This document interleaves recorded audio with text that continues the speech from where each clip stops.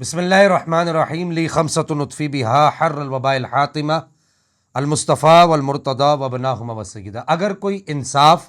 کے تقاضوں کے تحت یہ سوال کرے کہ اس صدی کے اندر اہل سنت میں فتنہ کی بنیاد بالخصوص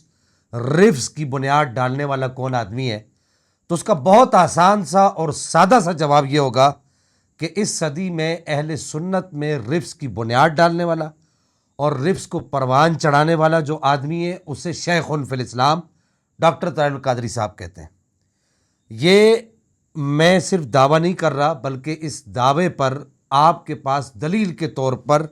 شیخ فی الاسلام صاحب کے سینکڑوں لیکچر بھی موجود ہیں، اور ان کی کتابوں میں سے جو ایک کتاب جو انہوں نے لکھ کر اہل سنت کے اندر فتنہ کی بنیاد ڈالی، فساد کی بنیاد ڈالی، السیف الجلی فی منکری ولایت علی کے نام سے جو کتاب لکھی، یہ کتاب بھی اس بات پر شاہد عدل ہے کہ شیخ فی الاسلام صاحب ہی اس صدی کا وہ عظیم ترین فتنہ ہے کہ جنہوں نے اہل سنت کے دلوں کے اندر اہل سنت کے لیے جو ایک محبت کا پہلو تھا وہ ختم کر دیا، کہ شیخ فی الاسلام صاحب ہی وہ عظیم ترین فتنہ ہے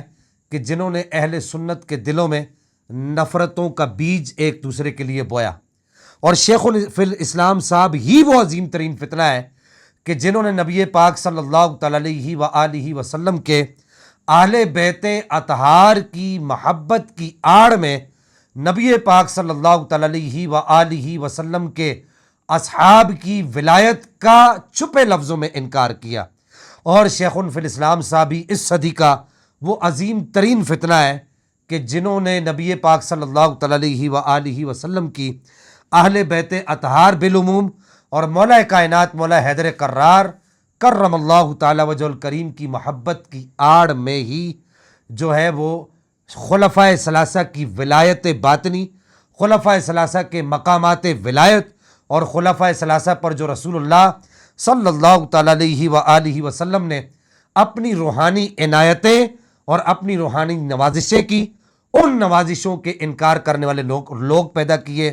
وہ شیخ فی الاسلام صاحب کے سر پر یہ سارے کے سارے سہرے جاتے ہیں۔ اس کے علاوہ بھی عقائد کے اندر جو دیگر جو بگاڑ پیدا کیے، اگر کوئی پوچھے تو اہل سنت کے اندر جو عقائد میں بگاڑ پیدا کرنے والے لوگ ہیں ان میں سر فہرست کس کا نام ہے، ان کا سر خیل کون ہے، جہاں دیگر لوگ سر خیل میں آتے ہیں وہیں پر شیخ فی الاسلام ڈاکٹر محمد طاہر القادری صاحب بھی ان لوگوں کے سر خیل حضرات میں آتے ہیں۔ اب یہ سارے سر خیل اور ان سر خیل حضرات کی اولاد بھی بیٹھی ہے، ذرا یہ سنیں یہ شیخ فی الاسلام صاحب کیا کہہ رہے ہیں، پھر میں انشاءاللہ اس پر تبصرہ کروں گا۔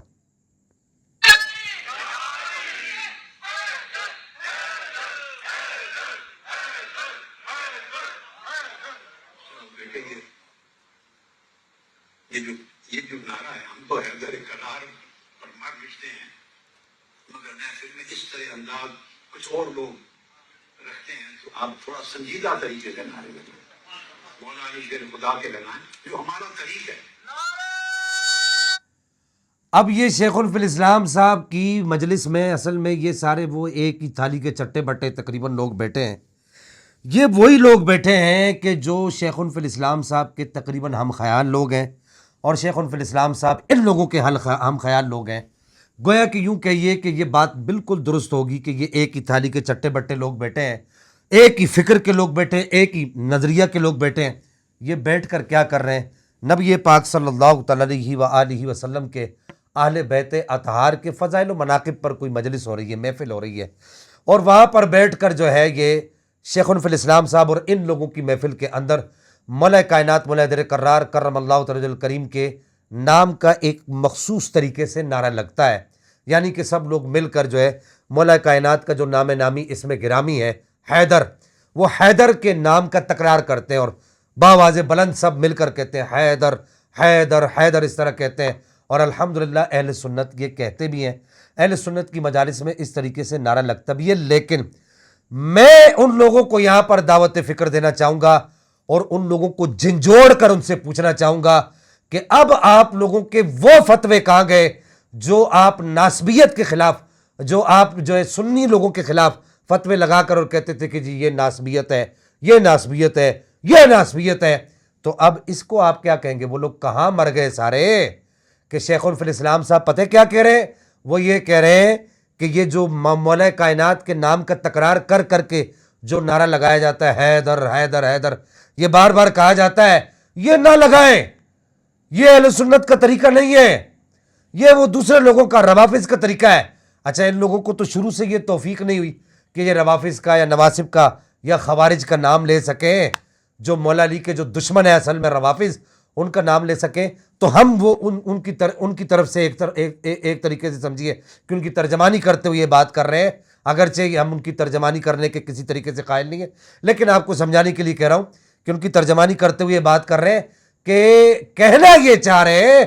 کہ یہ روافظ کا طریقہ ہے. تو اب وہ لوگ کہاں ہیں سارے؟ وہ پنڈی گروپ کے حضرات کہاں ہیں؟ وہ منہاجی حضرات کہاں ہیں؟ وہ گجر شاہ صاحب والے سارے کہاں ہیں؟ وہ رتی داڑھی والے، وہ دیگر سارے جن کو مولا کائنات مولا حیدر کرار کرم اللہ تعالی الکریم کی شانوں میں اگر من گھڑت روایتوں کی نشاندہی کی جائے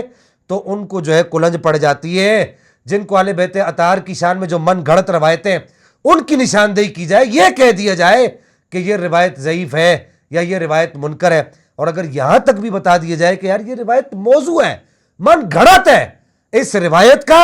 مولا کائنات کے ساتھ کوئی تعلق بھی نہیں ہے، تو وہ لوگ جو ہے فوراً اٹھ کر ہم لوگوں کو کہتے ہیں یہ تو ناسبی ہیں، یہ تو یزیدی ہیں، ان کو تو جو ہے یا اللہ پھر دعائیں بھی کرتے ہیں، یا اللہ ان کا حشر یزید کے ساتھ فرما، یا اللہ ان کا حشر جو ہے ناسبیوں کے ساتھ فرما. اب آپ دعائیں بھی کریں ان کے لیے، اپنے شیخ فی الاسلام کے لیے دعائیں بھی کریں کہ جو آپ کے شیخ فی الاسلام صاحب ہیں، جو اس صدی کا عظیم ترین فتنہ ہے، ان کے لیے یہ دعائیں بھی کریں کہ یا اللہ ان کا حشر جو ہے یزید کے ساتھ فرما. یہ حیدر حیدر کے نعرے کو منع کر رہے ہیں، حیدر حیدر کے نعرے کو منع کر رہے ہیں، اور بالکل آپ کو کرنا چاہیے. اب کسی کو سانپ نہیں سونگھنا چاہیے. جیسے آپ کی 6 فٹ کی زبانیں صحیح العقیدہ سنی سادات پر کھلتی ہیں، جن کو آپ جن کے ٹبر بھی جانتے ہیں، جن کی قبر بھی جانتے ہیں جن کے بزرگوں کی، جن کے سارے یعنی ٹبر سے مراد شجرے بھی جانتے ہیں، جن کے خاندانوں کو بھی جانتے ہیں، تو ان کو بھی آپ ناسبی کا جو ہے وہ تانا دیتے ہیں. ذرا اب ادھر بھی اپنی زبان کو، وہ جو 6 فٹ کی لمبی زبان ہے، ادھر بھی کھولیں نا. ادھر وہ زبان کیوں نہیں کھول رہی آپ لوگوں کی؟ اور یہ وہی کہیں گے. میں یہاں پر یہ اگرچہ یہ جملہ کہنے کا روا نہیں ہوں، میرا یہ مزاج نہیں ہے، لیکن میں ایک جملہ یہاں پر کہوں گا کہ یہ وہی بات ہو گئی کہ طوائف جو ہے پردے کا درس دے رہی ہے. طوائف جو ہوتی ہے نا، اس کو یہ بات نہیں جچتی کہ وہ پردے کا درس دے. تو اب ایک طرف تو شیخ فی الاسلام صاحب اگلی دوسری بات جو کرنے لگا وہ یہ آپ سے، ایک طرف تو شیخ فی الاسلام صاحب جو ہے السیف الجلی فی منکری ولایت علی کے اندر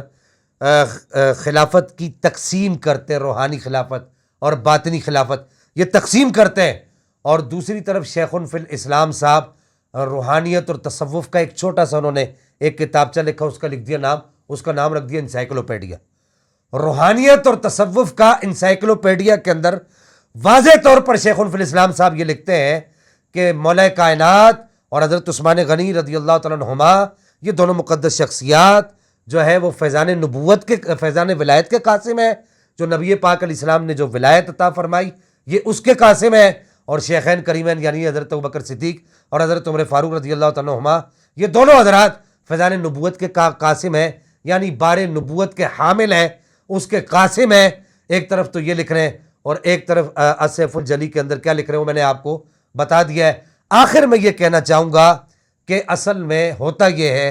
کہ جو تیرے در سے یار پھرتے ہیں، در بدر یوں ہی خار پھرتے ہیں، کہ جو عقیدہ اہل سنت سرکار علی حضرت امام احمد رضا خاں محدث بریلی نے دے دیا، جو عقیدہ اہل سنت شاہ عبدالعزیز محدث دہلوی نے دے دیا، شاہ ولی اللہ محدث دہلوی نے دے دیا، یا دیگر ہمارے اکابرین نے جو مسلمہ اکابرین ہیں انہوں نے جو عقیدہ اہل سنت دے دیا، امام اعظم ابو حنیفہ نے دے دیا، امام شافعی نے دے دیا، امام مالک نے دے دیا، یا امام احمد بن حنبل نے جو عقیدہ اہل سنت دے دیا، یا امام ابو منصور ماتریدی نے عقیدہ دے دیا، اس عقیدے کو چھوڑ کے نئی نئی باتیں نکالنے کا پھر یہی ہوگا کہ ایک ہی مجلس کے اندر کچھ ایسے بیٹھے ہوں گے، کچھ کہیں گے کہ ہاں جی یہ کام کر دو، اور کچھ کہیں گے کہ جی ہاں یہ کام نہیں کرو. تو یہ پھر یہ اسی طرح کا جو ہے یوں سمجھیے کہ ایک چربہ بنے گا. اللہ جل مجدہ الکریم ان لوگوں کو ہدایت عطا فرمائے. اور آخر میں پھر کہوں گا کہ فتویٰ لگانا نہ بھولیے گا ناسبیت کا، فوراً لگائیے گا، زبان کو کھولیے گا۔ والسلام مع الاکرام۔